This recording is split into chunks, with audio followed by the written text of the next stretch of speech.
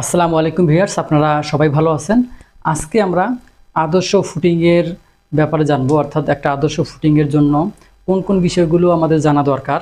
আপনাদের নিরাপদ বাড়ি স্থাপনের জন্য যে বিষয়গুলো জানা দরকার আমরা সেই বিষয় নিয়ে আজকে আলোচনা করব। তো প্রথমে আমরা যে বেস, আমরা যদি একটা বেস এখানে আর্ট করে নিলাম, আমাদের এটা ফুটিং। আমরা কোন কোন বিষয়গুলো খেয়াল রাখব এবং কোন কোন বিষয়গুলো আমাদের খেয়াল রাখলে আমাদের বিল্ডিং হবে মজবুত এবং নিরাপদ। প্রথমে আমরা শাটারিং, প্রথমে 1 নম্বরে আমরা শাটারিংটা লক্ষ্য করব। শাটারিং বেস এবং ফুটিংয়ের ক্ষেত্রে কিন্তু শাটারিংটা প্রয়োজন। অনেক সময় দেখা যায় মিস্ত্রিরা এই ফুটিংয়ের চতুর্পাশে শাটারিং করতে চায় না। এতে করে কি সমস্যা হয়, এতে করে মাটি যখন কাটতে যায় তখন কিন্তু মাটিটা প্রয়োজনের তুলনায় অধিক পরিমাণ চলে যায়, অর্থাৎ এদিকে হয়তো এরকম মাটি করে ভেঙে যায়, আর ভেঙে যাওয়ার কারণে এই সাইডটা আপনার মসৃণ হয় না বা সেদিকে ঢালাইটা বেশি হয়ে যায়। এক্ষেত্রে আপনার যেমন মালামাল অপচয় হয়, সেই সাথে আপনার জিনিসটাও খারাপ হয়। যাই হোক, এই সব দিকে আপনাকে খেয়াল রাখতে হবে যেন শাটারিংটা করা হয়। 2 নম্বরে আসবো আমরা ক্লিয়ার কভার। ক্লিয়ার কভারিং এখন ক্লিয়ার কভারিং যখন আমরা এই ফুটিংটা চতুর্দিকে আমরা বোর্ড মারবো, অর্থাৎ শাটারিং করব, এই শাটারিং থেকে যেন আমার যে ক্লিয়ার কভার থাকে চতুর্দিকে, সেই ক্লিয়ার কভারটা নিশ্চিত করতে হবে। অর্থাৎ আমরা বেজের ক্ষেত্রে সচরাচর 3 ইঞ্চি বা 75 mm দিয়ে থাকি। এইটা আপনাকে ইনশিওর হতে হবে ক্লিয়ার কভার নিয়ে, যে ক্লিয়ার কভার আপনার ঠিক আছে কি না। এরপরে 3 নাম্বার যে জিনিস আমাদের জানা দরকার তা হচ্ছে কংক্রিট ব্লক।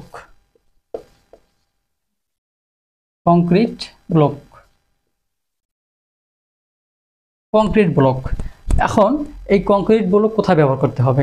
যখন আপনারা এই বেজে রডগুলো বাইন্ডিং করবেন, এই বাইন্ডিং করার সময় অথবা এর পরে আপনাকে নিচে কংক্রিট ব্লক দিতে হবে, যাতে করে নিচের যে সিসি থাকবে অথবা সোলিং থাকবে তার সাথে যেন রডটা কোনোভাবেই যুক্ত না থাকে, সংযুক্ত না থাকে। এই কারণে আপনাকে ব্লক দিতে হবে। অনুরূপভাবে কিন্তু সব দিকে ব্লক দিতে হবে, যে যাতে করে এই রডের জালিটা এদিক সেদিক সরে যেতে না পারে। এই কারণে আপনাকে কংক্রিট ব্লক ব্যবহার করতে হবে। সেটা আপনার ডিজাইন অনুযায়ী আপনার 75 অথবা 3 ইঞ্চি থাকতে পারে, বা অন্য যদি থাকে তাহলে ডিজাইনে বলা থাকবে। 4 নম্বরে আমরা যে বিষয় আমাদের জানা দরকার খুবই, তা হচ্ছে যে ব্রিক সোলিং। এখন অনেক সময় অনেক ডিজাইনার যারা ডিজাইন করে তারা কিন্তু ব্রিক সোলিং দিয়ে থাকে, অনেক সময় সিসি অর্থাৎ সিসি ঢালে দিয়ে থাকে। তো আপনি যখন এই বেসটা রেডি করবেন বা এই বেজের মাটি কাটবেন, তখনই আপনাকে ডিজাইন ফলো করতে হবে। আপনার ডিজাইনে যদি সোলিং থাকে, ইটের সোলিং থাকে, তাহলে আপনাকে ইটের সোলিং দিতে হবে, আর যদি সিসি থাকে সিসি দিতে হবে। আবার অনেক সময় দুইটেও থাকতে পারে, অর্থাৎ প্রথমে সোলিং দিলে এরপরে সিসি, তারপরে আপনার আরসিসি। তো যাই হোক, যেটা থাকবে সেটা আপনাকে ফলো করতে হবে। আমরা 5 নাম্বার যদি জানবো, 5 নাম্বার আমাদের বার স্পেসিং।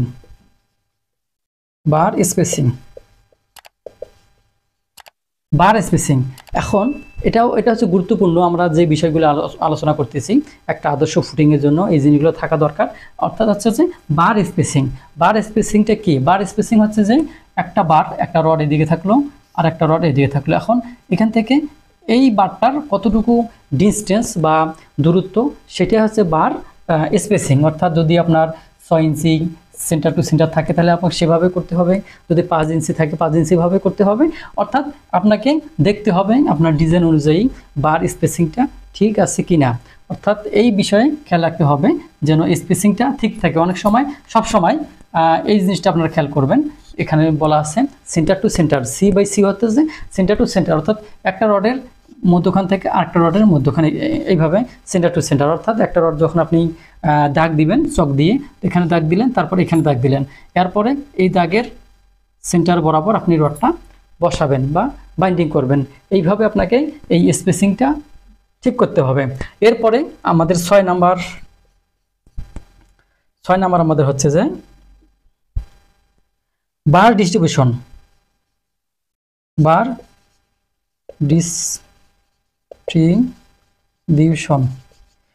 ডিস্ট্রিবিউশন।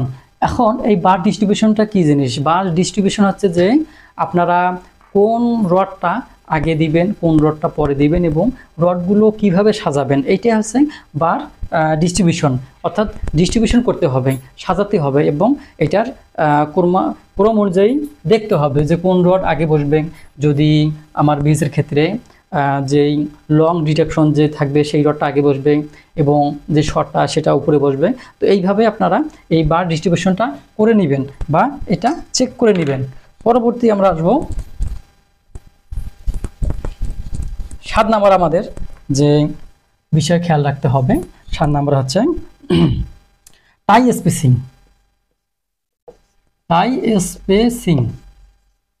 স্পেসিং। যখন আপনি এই টাই স্পেসিংটা কি জিনিস?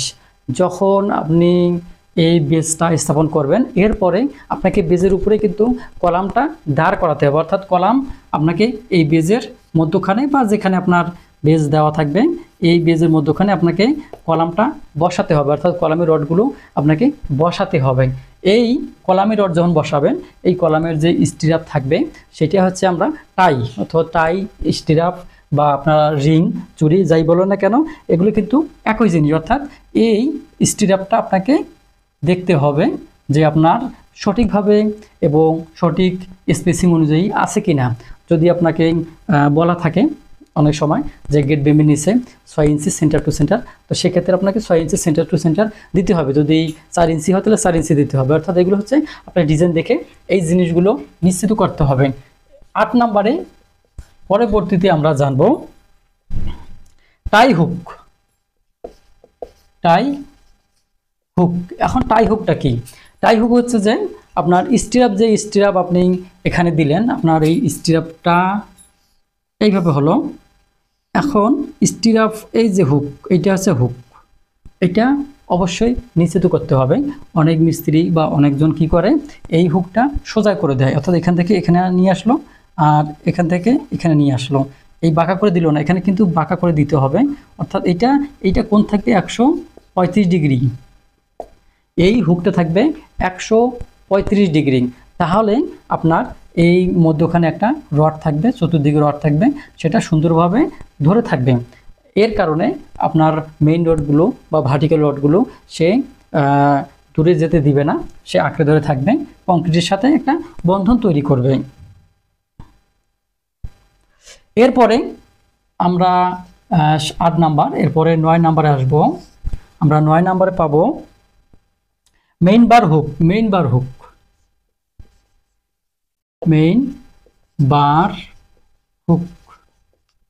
এই হচ্ছে 9টা পয়েন্ট। তো মেইন বার হুকটা কি জিনিস? এই মেইন বার হুক হচ্ছে আপনার এই রডগুলো যখন আপনি সাজাবেন বা জালি তৈরি করবেন তখন কিন্তু এইভাবে রডটা দিয়ে এইভাবে কিন্তু খাড়া করে দেওয়া হয়। অর্থাৎ এই খাড়াটা কখন করে দেওয়া হয়? যখন এই বেজের থিকনেসটা বেশি হয়, তখন কিন্তু এটা মাটাম হিসাবে করে দেয়।